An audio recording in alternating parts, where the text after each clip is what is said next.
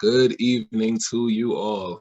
Let me get a thumbs up. Can you guys hear me okay? I just want to make sure you know how Zoom acts. I'll be up here talking for a half an hour and y'all can't hear me. That wouldn't be good. All right. So thank you for having me tonight, everybody. Beautiful evening, and it definitely was a beautiful day. I hope that you were able to go out and enjoy some of it. But I'm going to get started right away. We're going to hop right into our financial literacy 101. All right, so everybody, if you don't know, my name is Kevin Waring, and I'm so happy to see you guys here tonight. Tonight we'll be talking about financial literacy. This is going to be somewhat of an interactive presentation, so I just want you to get your keyboards ready. I know I don't see everybody's faces, which is cool, but I definitely want you guys to be able to interact and go back and forth with me if that's okay. Matter of fact, let's try it out right now. How about that? So if you're with me tonight and you're ready to have some fun while getting some much needed information, let me see you put a one in the chat. Let me see you put a one in that chat. Let me see. Let me see who's up tonight at 7 p.m. I know it's some of our bedtime. Sometimes I go to sleep at 7, but let me see the ones in the chats. All right, I see the chat ringing a little bit. Okay. Thank you, Ms. Smalls. Thank you, Ms. Lashman. Yes, Elder Print. All right. Oh, we up. We up. All right. Matter of fact, let me get another one. Put a 3 in the chat if you're ready for this weather to break and stay above 55 degrees, because today it was beautiful. And yeah, it's not gonna look like that next week. Miss Hodge said, yeah, the 3s is up. The 3s is up. Yes, yes, yes. All right, nice. Okay, so let's get started. But before I get started, if you have any questions during the presentation, please hold them till the end. I'm going to answer all of your questions at the end of this. I promise. All right, so let's get started right away. All right, so a little bit about me. My name is Kevin Waring. I'm from New York. I'm a husband, a father of 2, an author. I'm the CEO of Nyan Corporation. I'm a creator and a community organizer. I graduated from Medgar Evers College. Some of you might know of the college. It's a college in Brooklyn. I graduated with a bachelor's of science in biology. And my background is in education and creating, building, and running businesses. All right. Pretty much, I got into finance because I wanted to help my people, bottom line. So I did a lot of self-schooling. I did a lot of programs and courses, including a course with Harvard Business School. And I've also implemented a lot of the strategies that I'm going to mention to you here tonight. All right. What I want you to take away from this presentation today is, 1, financial literacy is very, very important, and we should take it very seriously, especially as African Americans, because finance is the very fabric of our society. And 2, financial literacy is not hard. It's all about consistency. Side note, I will not be able to teach you the ins and outs of financial literacy in this short amount of time. It's almost impossible. But what I am going to teach you is the importance of financial literacy and how to obtain it. And we're going to have a little fun doing it. So get ready. All right. But first, let's address the pig in the room. Get it? Got it? Got my little joke? Address the pig, elephant, pig? No. All right, forget y'all. But what is finance? See, Ms. Smalls got me.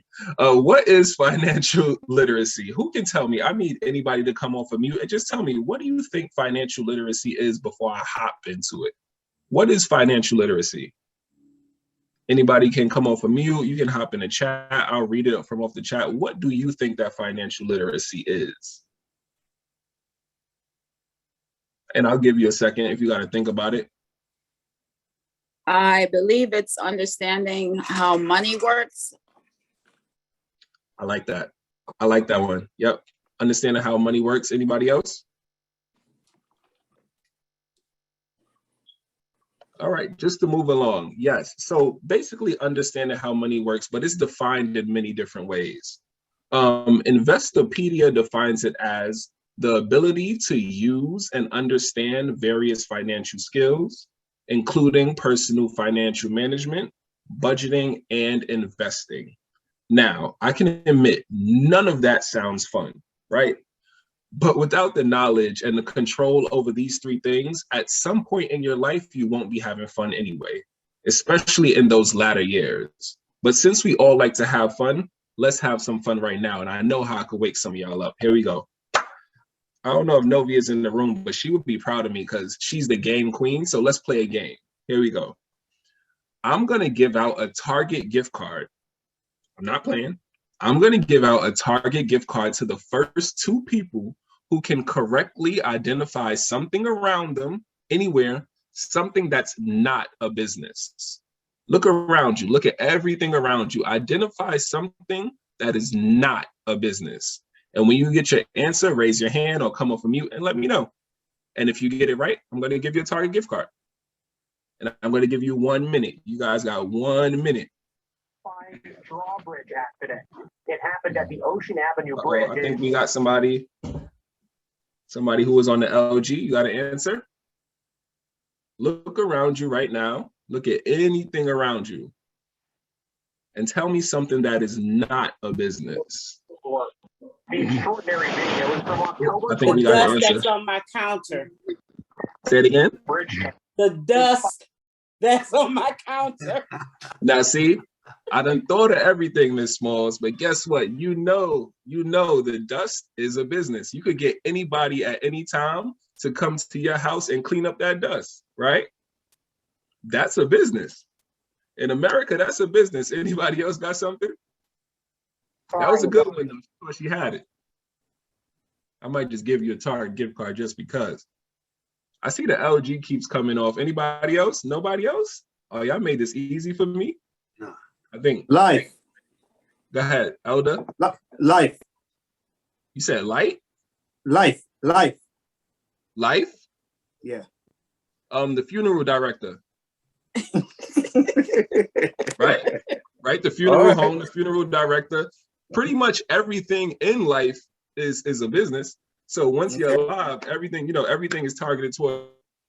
So I kind of set you guys up for that. I don't even want to let y'all keep going because honestly, it was impossible for you to find something that's not a business. If you look around you, your light bulb, your stove, your refrigerator, your floor, your table, your sneakers, your clothes, your glasses, your books, everything around you is a business, right? So if everything is a business, what is important for us to know? We have to know how to conduct business, right? And in order to conduct business, you have to know finance. There's no way around it, all right? The primary language of America is not English. It's money, right? And since money is the primary language, we cannot afford not to be fluent in that language. We have to be fluent in that language, right? For so long, our people have been afraid to engage in what I call the American game. And we've made excuses of why we don't want to engage in it, like budgeting. We say it's too hard, and people, they want to live right now. So budgeting is too hard. Then we go on to investing. Oh, it's for white people. It's a scam. It's gambling. Then we go on talking to professionals about our finances. Oh, that costs too much. It's for people with money. They want to be all in your business. Some of these may be true, but it doesn't omit the fact that we have to be engaged in it, right? We have made excuses and opted out of all the things that we need to engage in to be ahead as a race. Then we claw and we beg for equality when nowadays it's right at our fingertips. America never respected groups that just asked for things. They respect force, they respect action, but most of all, they respect money, right? Question, why is the Jewish community one of the most respected communities in America? Because they either own or are at the top of some of the top companies in America, right? Why is the Asian community right behind the Jewish community? Because of their dominance in production and their understanding of how to use finances to influence their interests in America. And why has the LGBTQ community seemingly surpassed the civil rights movement when it comes to being noticed and getting laws passed in favor of their equality? Well, because not only will politicians lose the community's vote if they mistreat anyone from that community, the economy will also lose dollars because the LGBTQ community sticks together. Now, what I will say is each of these examples that I just said, a lot of their success also has a great deal to do with their unity, which I also champion with African Americans. But finance plays a huge part in the success of a people after they unite, right? This is also why financial literacy is so important. Once we unite as a people, we have to know what to do to be prosperous as a race in this nation. Whew. All right, let's take a breath. So I went a little deep there. So it's time to have a little fun. I don't know if Novia's here, but this is my second game. She would be so proud of me. Here we go. Let's play another game, but it's more like a scenario. No more Target gift cards. I'm broke. All right. But all right, here we go. Here's the scenario. All right, so you're getting ready to buy a house. Uh-oh. If you can, please put your computer on mute. I'm hearing a little feedback, but definitely come off of mute when it's time to talk. If you can put your computer on mute. All right, I'm gonna keep going. Thank you so much. All right, so you're getting ready to buy a house, right? And this house costs $150,000, right? And then me, your friend, Kevin Waring, I feel like Oprah today. And I just come and I say, hey, Elder Desmond, take this $150,000 just because I like you. I'm feeling good today. Here's $150,000. What's going to be your next move, right? I'm going to say it again. You're looking at a house. It costs $150,000. Kevin Oprah comes along and gives you $150,000. What's your next move? I'll give you some time to think about it, right? Your house, I can see Miss Smalls talking and thinking already. The house that you want, it costs $150,000, but I just came and I gave you the money. What are you gonna do next? I'm gonna start off with Miss Smalls because she looked like she ready to talk. Miss Smalls, what would you do next? I'm gonna buy the house. That's what I am going to do. You're gonna buy the house. I ain't mad at you. Mr. Penn, what would you do? I just came up and I gave you the money. I will put it in the bank. Okay. So you wouldn't buy the house at all? Not at that time. Okay. Okay. Brother Cuffy, what would you do, brother? If I came and I just gave you the money? I see he's coming off of mute. Give him, uh-oh. Give him a second.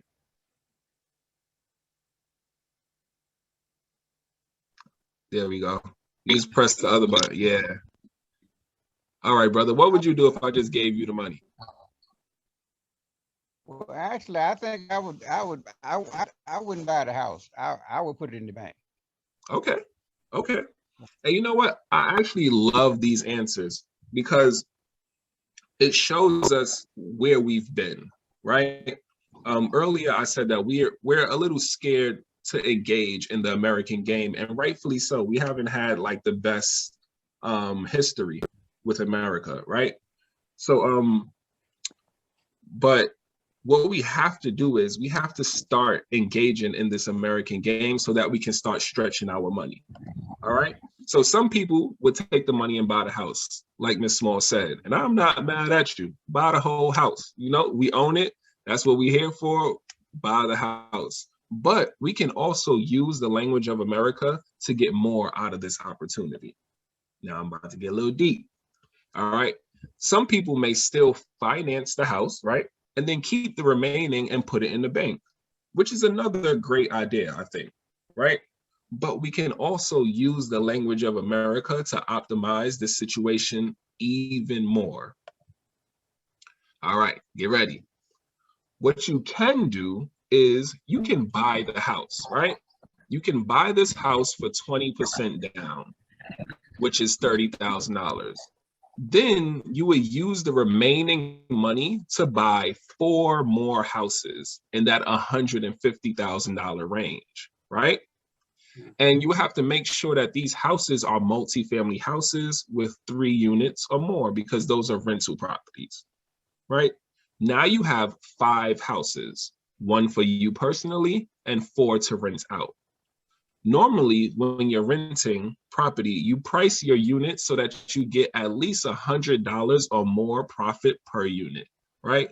So if each of your 4 houses has 3 units and each unit is bringing in $100 profit, then you'll make $300 per extra house that you brought, which means that you're now making $1,200 a month on rental properties.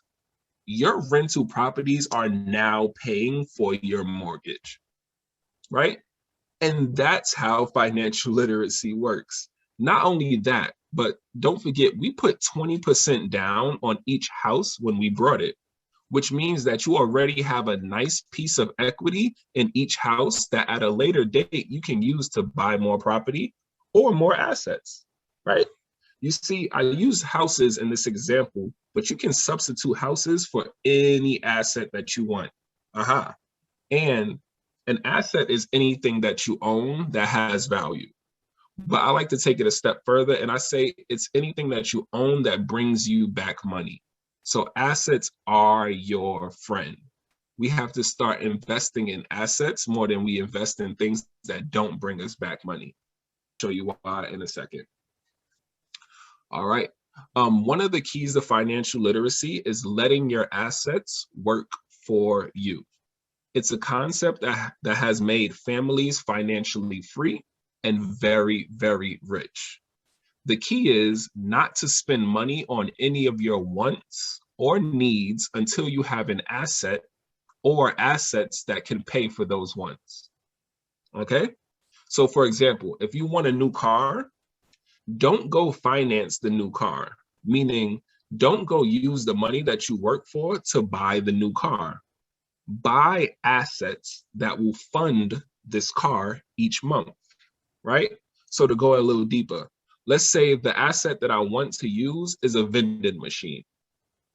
This vending machine makes $100 profit every month, right? I know that the car that I want costs $500 per month. So how many vending machines would I have to buy or would I have to acquire in order to buy my new car? Pastor, that's for you. I'm gonna say it again. My vending machine makes $100 a month. Right. But the car that I want costs $500 a month. How many vending machines do I need to buy my new car? So it sounds like you need 5. Exactly, right? So now I'm using assets to buy my car. Now, let me tell you what the benefits of using assets to buy your wants is, right? So we needed 5 vending machines. We got that. The benefit of letting assets pay for your wants or needs is that a job, if you have a job, it can go away, right? You can be fired, or a company may go out of business, or there may be no room to move up in that company, right? But with assets that pay for your wants and needs, that job can go away, but your assets will still be right there, right? Right. So those houses that you brought that is bringing in $1,200 a month will still be there if you get fired, right? Those vending machines that you brought that's bringing in $500 a month will still be there if you get fired, right? And I think that we appreciate this type of method, especially after the pandemic, because we realize that anything can happen nowadays and a job can go like this. But we know that everybody is still consuming, right? So we have to make sure that we have assets that are geared to consuming, and then we'll always be in the green, right? And the more assets that you have, the more money that comes in. The more money that comes in, the more wants and needs that you can pay for, or the more assets that you can buy. It's like it's an ongoing cycle that actually gets to be beautiful after a certain while. And also, assets can grow in value or yield. So instead of your vending machine or your houses only bringing in $100 a month, your vending machine can start to make $150 or even $300 a month. Some rental properties bring in $800 a door. So you have to start doing your homework and figuring out what assets bring you more money, right? All right. Woo, we just said a lot. Now, I know someone is going to say, well, if an asset can go up in value, that means it can also go down in value. And I would agree with you. You're right. But this is why we try not to buy just enough assets for a certain amount of money, right? You want to try to buy more assets than you currently need. Just in case one of your assets starts to decline, you have your other assets to back it up. Now, let's think about this. Imagine if you used or you were privy to this information when you were 20 years old. Imagine if you were using these methods back when you were 20 years old. There is no time. We probably would be sitting in somebody's mansion right now doing this, right? I know. Listen, I know. Once I learned this information, I kicked myself. I said, this is crazy. But also, you don't have to start on such a big scale with like houses and vending machines. Like you can start with buying stock to receive dividend income, right? Or you can buy a piece of art, a piece of an actual startup, right? Or you can buy a piece of art to receive the appreciation over time. There are so many different assets that you can hop into, but you have to do your homework, right? And all of these are examples of letting assets work for you. And it's a major part of financial literacy. Financial literacy is filled with methods to make your financial status exponentially better if it isn't already. Because let's get down to it. Some of us are already rich. I know I see some of you right now. Some of y'all got your cameras on, but I know y'all already rich. So it's okay. But for us that are not rich yet, we need to know financial literacy so that we can get there, or so that we can at least get to financial stability, right? Not only can we use financial literacy to gain financial freedom, we can use financial literacy to uplift our entire race and gain the equality that we were always looking for these past decades. This was my main reason for learning financial literacy. According to extensive research that I've done myself, financial literacy and unity are the two main things holding us back from being one of the premier races in America. Financial literacy and unity. Unity is coming together so we can move forward as a race. Financial literacy is how we move forward once we get together. All right, they go together like white on rice, peanut butter and jelly. Yeah, I know. All right. Research, I also found that not only was financial literacy not being learned, it wasn't being passed down to other generations if someone did happen to learn it. And that's a big problem, right? We have to be able to pass this information down to our youth so that they can use this information, like we said, when they're 20 years old, or when they're 18, or when they're 25, so they have a head start, the head start that we didn't get, right? It's imperative that once we learn the ways that will help us financially, that we pass it down and also set up our youth so that they can execute these financial methods. It's a big task, right? But so was ending slavery. So was fighting through Jim Crow. So was ending segregation. Those were big tasks, but our ancestors did it, and the fight is not over yet. Our ancestors fought to bring us this far. Now it's our turn to take the culture to the next level. Now, these words that you see around the word financial literacy, these are all aspects of financial literacy that us as African Americans need to not only know, but we need to be fluent in it. Building a trust for your family, business incorporation, asset management, venture capital, business management, fundraising, and so much more can and will bring us the equality we deserve in this nation. And you don't have to start big. You can start with something like compound interest. Now, I know some of you have heard of compound interest. If you didn't hear about it, if you have a 401k, I'm pretty sure you have been a part of the system of compound interest, right? Compound interest is the compounding of interest on an investment over time, creating a larger sum than if you didn't compound, right?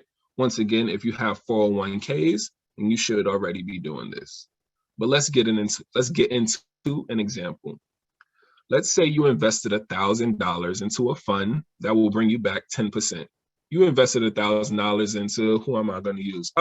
Lily Latchman's fund, right? And her fund is going to bring you back 10% interest after each term. A term being a quarter being 3 months. So you'll get 10% back of your initial investment every 3 months. At the end of the first period, you'll have $1,100 because 10% of 1,000 is 100, and 100 plus 1,000 is $1,100, right? Now, here's where the compound comes in. Instead of taking 10% out of the fund, you're going to reinvest that money. So you're not going to say, "Oh, I made $100. I'm taking that. I'll go get me some. We going out, honey." No, you keep that money in the fund so it reinvests. And now your initial investment becomes $1,100. Now we're taking 10% of the $1,100 instead of the $1,000. 10% of $1,100 is $110. So now at the end of the second term, you have $1,210, right? It doesn't look like a lot now, but if you keep doing this 5 more times, you're going to end up with $1,948. This instead of having made $1,700 if you didn't compound at all. That's almost $250 difference. I don't know about you, but I'm taking $250 instead of, taking the $1,700. I'll take that extra $250. I could use that. And not only that, but you almost made a full 100% return on your money in 7 terms. So you almost made your money back in full in 7 terms. That's pretty good. And if you still don't see the magic, let's take it a little deeper.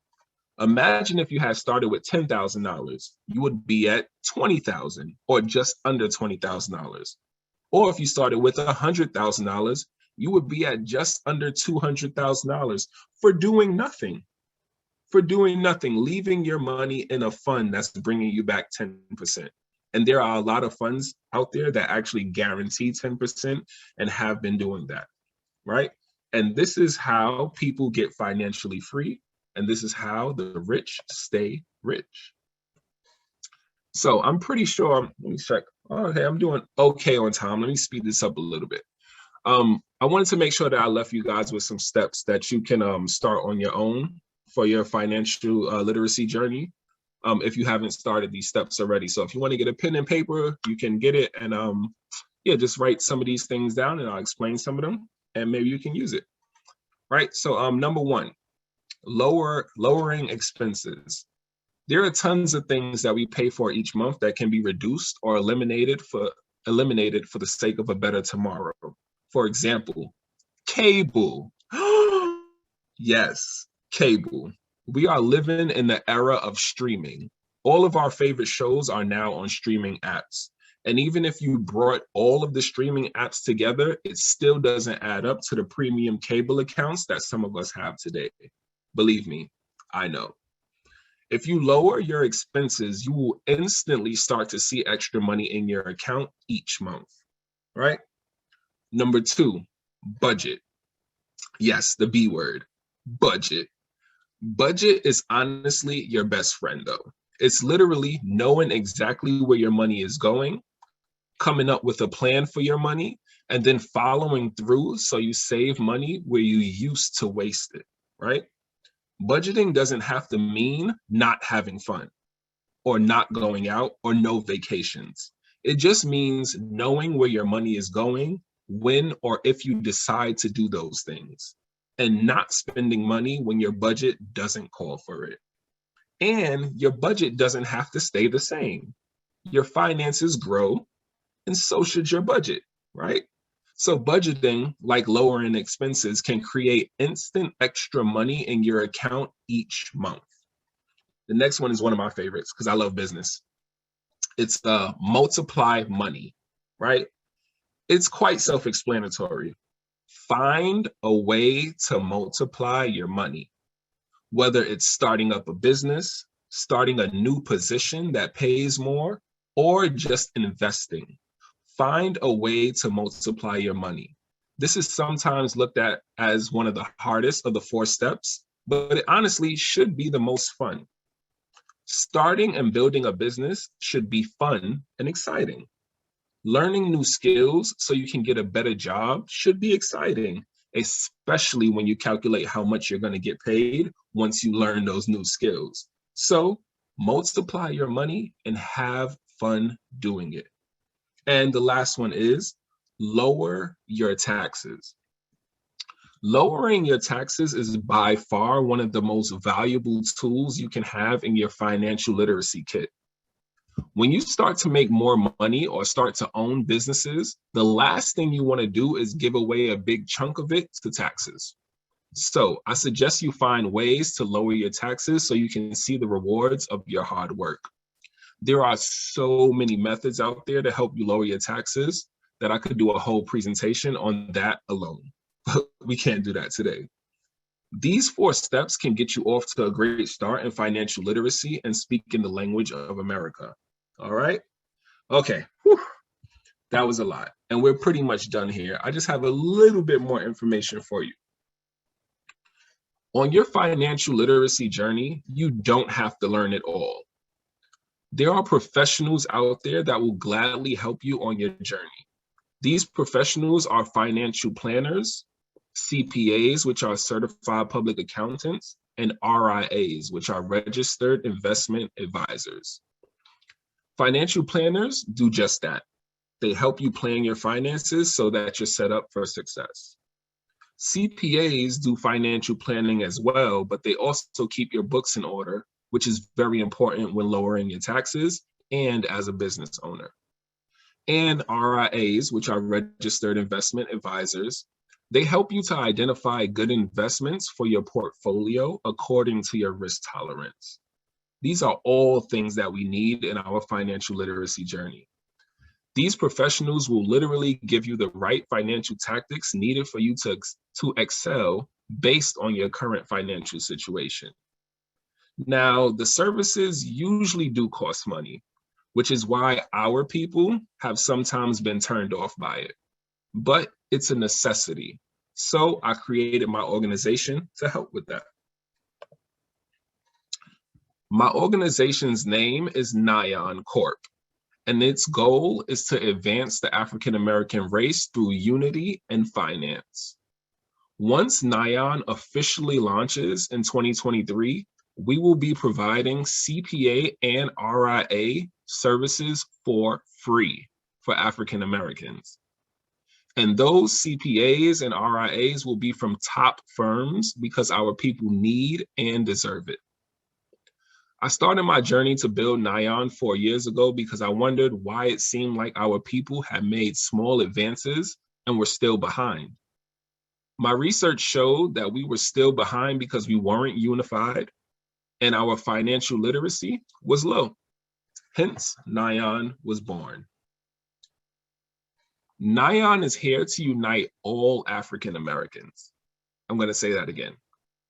Nyan is here to unite all African Americans, African American centered organizations, and African American businesses, so we can use our numbers and financial literacy to gain control of things that matter to us, like equality in the job force, equality of education in our school systems, opportunities for our people, neighborhood wellness, and safety in our neighborhood, to name a few.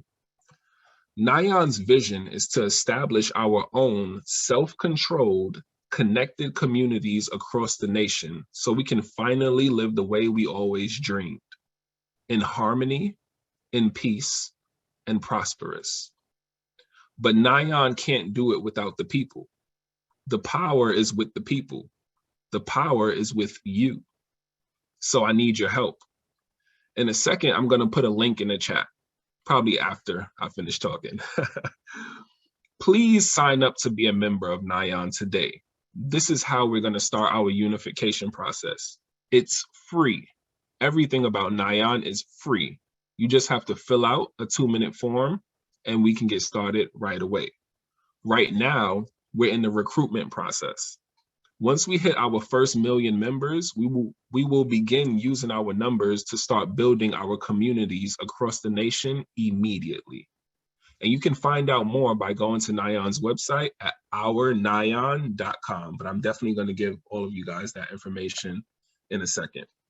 But I definitely want to thank you all for joining me tonight, and would like to close out with saying, financial literacy is a necessity for our people.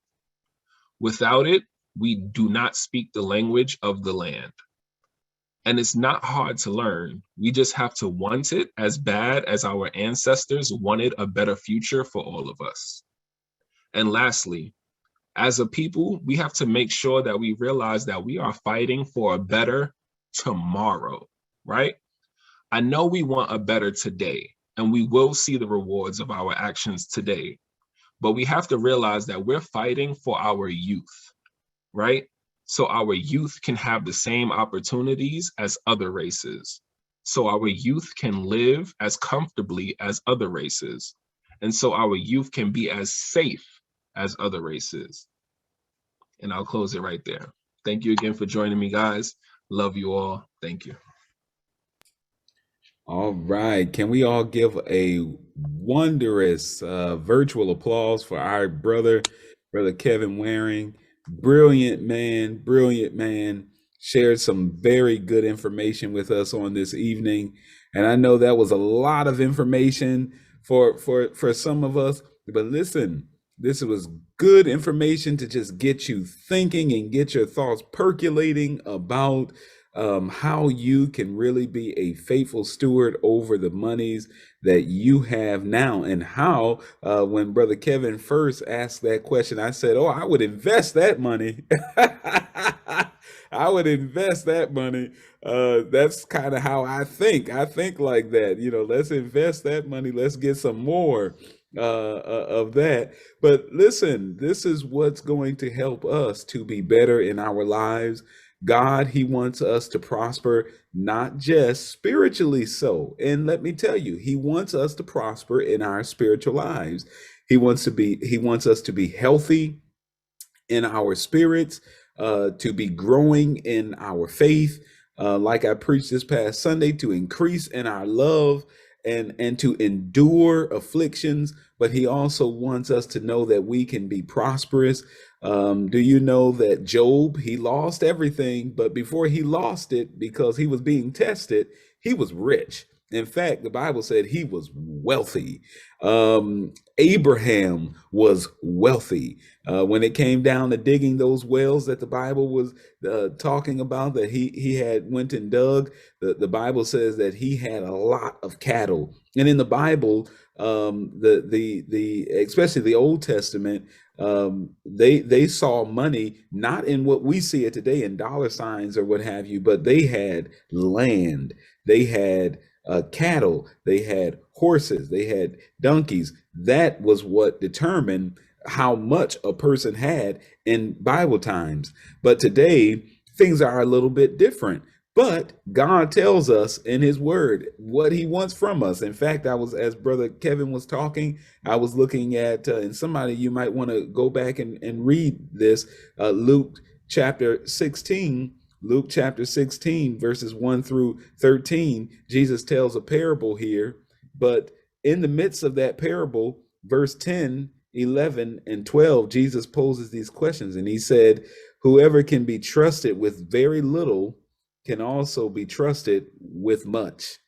And then he said, and whoever is dishonest with very little will also be dishonest with much. And he goes on and he says in verse 11, so if you have not been trustworthy in handling worldly wealth. That's money. If you haven't been trustworthy there, who will trust you with true riches? Who's going to trust you with the real stuff?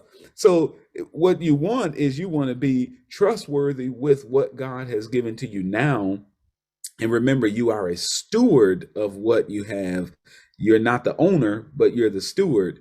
But what that does mean is that when you learn to be a good steward, you'll have a whole lot more, because you learn how to not build big barns for yourselves, but you're building to be unified with others and to give back to others and to be part of a community that is thriving and growing. So this was some great information tonight. I am so thankful to God that He is blessing our congregation. We are expanding. Can you feel it? Can you see it?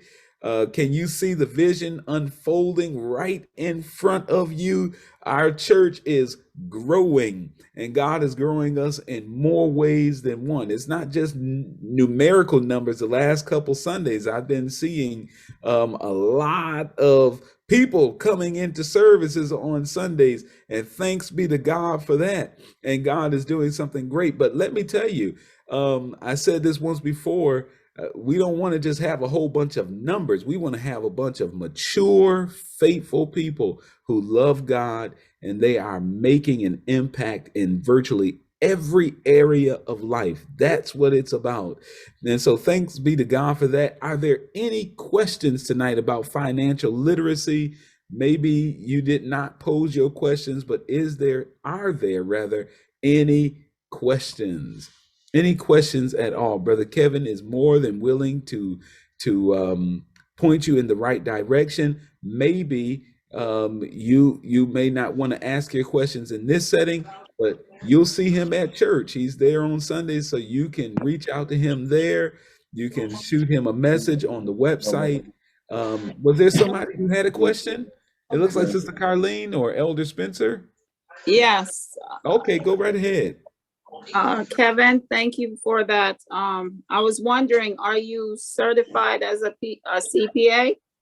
I am not, excuse me, I am not certified as a CPA. That is another whopping 4 years of like college. And I was just like, that's to be very honest, that's not my focus right now. My focus right now is building up the community. So if I was to go for a CPA or RIA certifications, it would really take me off the track that I'm on right now. That's really the only reason though. But I've done extensive research and all of it, you know, especially nowadays with Google and classes and, you know, courses. I've been able to acquire a lot of information and also implemented a lot of it myself. So when you are saying that the service that you're offering, what Yes. service are you offering?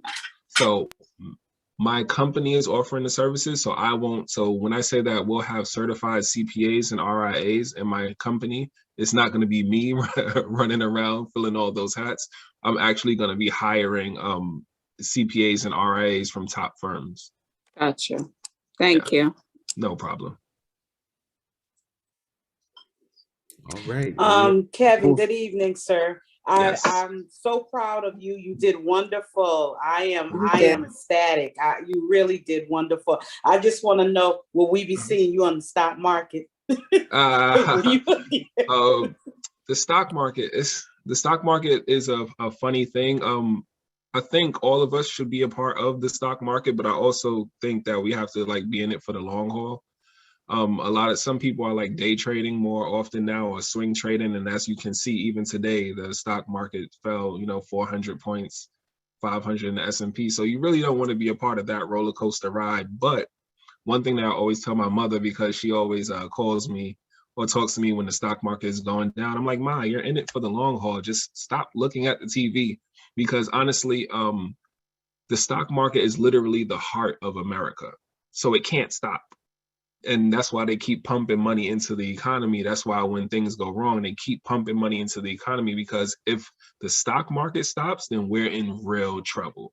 And America's not going to let that happen. So with that being said, if you look at the history, the stock market has went up, the whole time since its inception. You have your years of down years, but overall, it's gone up. So if you want to, if you're going to get into the stock market, just make sure that it's for the long haul. Brother Waring, Yes. excellent job. Thank you. What's your thought on the Robinhood stock, that little thing that we do on our phone? What's your thought on that? Robinhood is a great way to get your feet wet.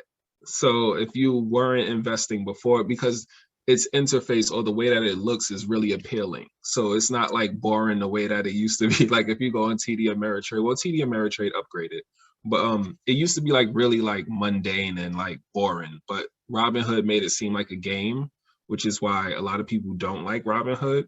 But it's good if you're starting. But the thing about Robinhood is it's not a direct to market application. So which means that you're not buying stocks like directly from the market, you're buying from Robinhood, which can cause some friction in time if you're like buying, or if you want to like liquidate your stocks.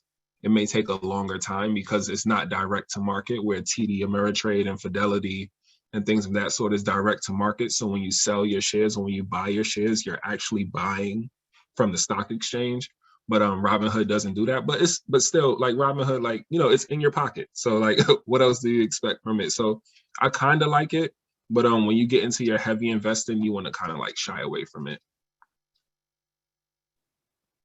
No problem. And I believe Sister Kathy Esau has a question as well. Yes. Hi, good evening. Great presentation. I just had a question. I'm sorry, I'm walking the dog if you hear like wind blowing. No problem. What are your thoughts on cryptocurrency? Because I've been researching. I have friends who are in it, keep telling me to get into it, but it just doesn't make a lot of sense to me, and I don't want to put money into something that doesn't make sense. Yes. So, did you have another question? No, just what are your thoughts on it, and any advice or anything about that? Yes. So cryptocurrency, I actually love cryptocurrency, but it's not for the reasons that probably everybody else loves it. I love cryptocurrency because of the technology that's behind it, which is blockchain. And what blockchain does is it makes it so that the currency is not centralized, meaning that it's not controlled by one entity, like a bank or somebody at the top of a bank. It's literally controlled by like computer nodes and like certifications of that sort. But we would have to go into all of that later. But I actually like cryptocurrency. I feel like you should treat cryptocurrency the same way that you treat the stock market. Make sure that you're in it for the long haul. A lot of people are trading it and are kind of getting like you'll see like the success stories, quote unquote. But I think most people are really getting hurt when they're trading cryptocurrency because it's way more volatile than the stock market. And the thing about cryptocurrency is that it has no backing. So like when you look at a stock, you can look at a stock's financials, or you can look at its technical analysis to see, what it's going to do, or just at least try to predict it. With cryptocurrency, there is none of that. So you're literally just throwing a rock in the pond and seeing, if it hits. Yeah. Which is why I would say, a lot of people advertise like the new coins. That's cool if you know somebody, but if you don't know somebody who's actually like behind that coin, I would say leave it alone and just go for the big ones. So, stay with Bitcoin, Ethereum, maybe Litecoin and things of that sort. But Dogecoin, I think. Dogecoin, I stayed away.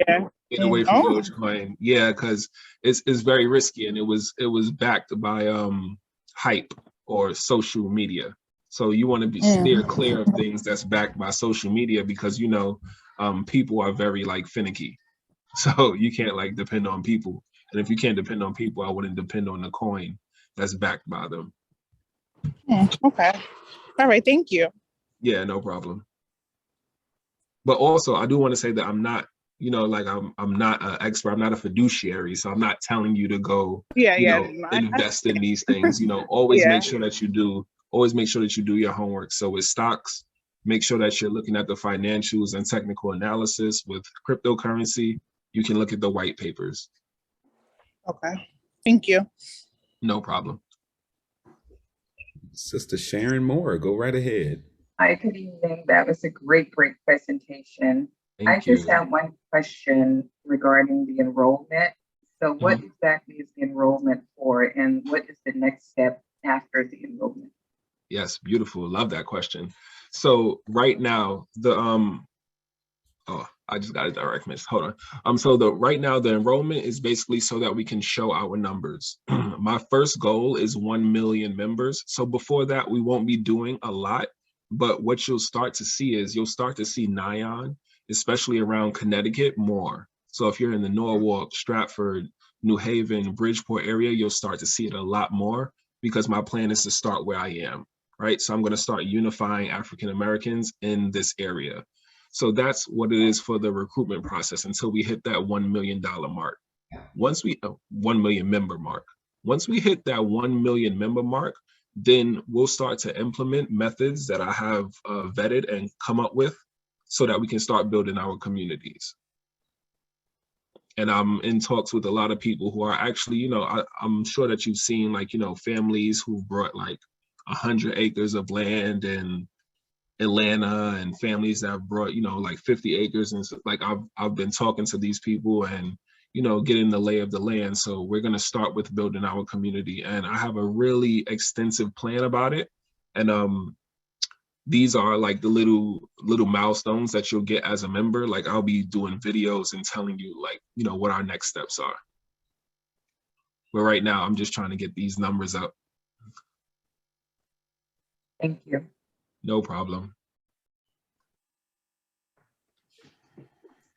All right. Were there any other questions at all for Kevin? Yep. Miss Latchman sent me a question.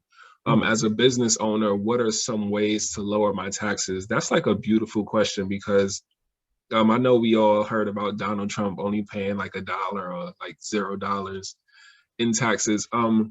Really, I'll give you a play really fast. One of the things that you can do to lower your taxes is actually start a business. And what you do is you have capital gains and then you have capital losses, right? So what Donald Trump did was his hotels aren't making a lot of money, right? So because his hotels aren't making money, but he made money, you know, in some other endeavor, he used the losses in his company, in his hotel company, to cover his taxes, right? So that he was able to walk away with X amount of dollars without paying taxes on it. So really the best way to lower your taxes is to start a business. And like, I can do like another presentation on that as well. It's like, you know, it's a process, but it's starting a business and using a business or like using a trust, right? Like a family trust or individual trust to funnel your money through so that, you know, you don't get hit with so many taxes, and also paying yourself first. But in order to pay yourself first, you have to have a business, right? But then you pay yourself first so that that money that you pay yourself is not taxed. It's really just the money that is outside of your business or outside of you paying yourself, right? So if you made $100,000 in 2021 and you paid yourself, let's say $80,000, that $80,000 will be taxed different than the remaining $20,000. And that's how you start to like lower your taxes. But we could literally have a whole, go ahead, Ms. Latchman, we can literally have a whole presentation on that too as well. Yeah, a cousin of mine, she's a CPA in Florida. And she was telling me that I have a LLC. She was telling me that I should do a sole proprietary. Yes. She said I should not pay myself until I'm making about $40,000. Does that make sense? It does make sense, but I will tell you that you're already a sole proprietor under your LLC because you're, respectfully, I don't think, you know, you probably don't have extensive amount of employees right now, so they'll still consider you a sole proprietorship. But yes, there are many cases where yes, if you make under I think it's 35,000, you don't want to pay yourself. But there are some cases where it still makes sense depending on how many businesses you have, right? So this is, And that's the beauty of it, is when you have a CPA and an RIA, you can literally go through these things with them and they'll tell you the best steps and the best moves to make, you know, according to your situation, because everybody's situation is different.